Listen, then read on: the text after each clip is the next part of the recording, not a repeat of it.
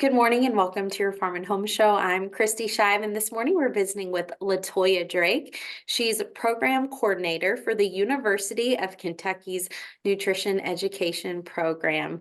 Well, you always have great topics for us, and today you are talking about leftovers, specifically keeping us safe when it comes to leftovers. Yeah, and foodborne illness. And I'm Mm. talking about this because I always fuss at my grandmama because it's so hard to raise adults, y'all, because she will keep things for far too long. And just because she has an iron belly does not mean that something cannot make her sick once in a while. People who are elderly, pregnant, or small children are more at risk for foodborne illness.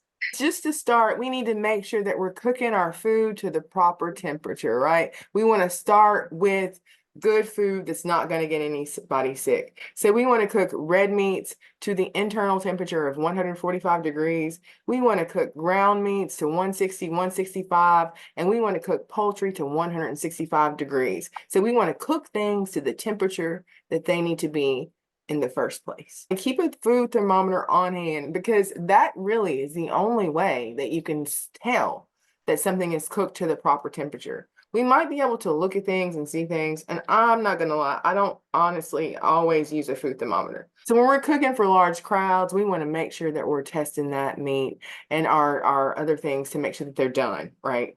Yes. Now, LaToya, can you talk to us about the danger zone? I've heard this term many times, but what is that? We want to keep food out of the danger zone. So we want to keep cold foods cold and we want to keep hot foods hot. So that danger zone is between 40 degrees Fahrenheit and 140 degrees Fahrenheit. So that lukewarm area, you have buffets and food just sits out for a while. That is the danger zone. So Mm. we want to put foods up within 2 hours of cooking them, or we want to keep them hot with chafers or slow cookers or Mhm. different equipment to keep things hot, or we want to keep things cold with ice and different things and coolers to keep them cold. So keep things out of that danger zone.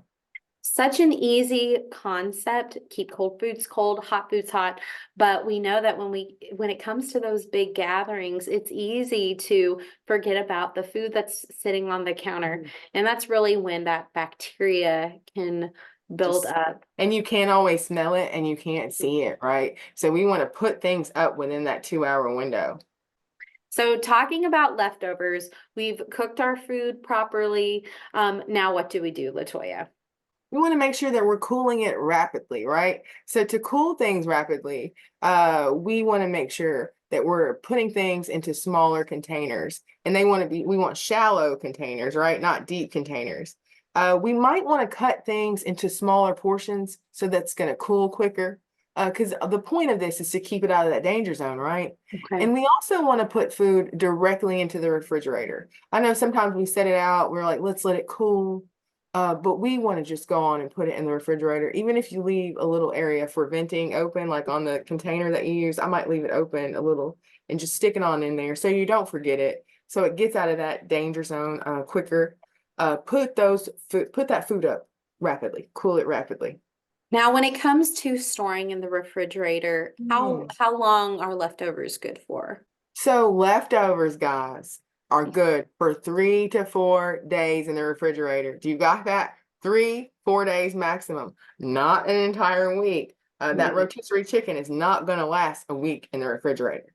3 to 4 days. Use them up, or you want to freeze them. And when you freeze them, they're going to freeze for 3 to 4 months.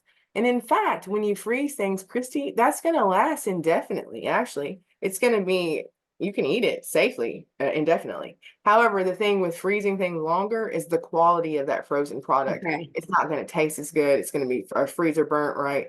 So you want to eat those up within 3 to 4 months. So 3 to 4 days in the refrigerator and 3 to 4 months in the freezer. Okay. Okay. Yeah, I know some people aren't going to be happy to hear this, but we are here to share what's safe, what's best practice. Thanks for joining us today on the Farm and Home Show, and we'll see you next time.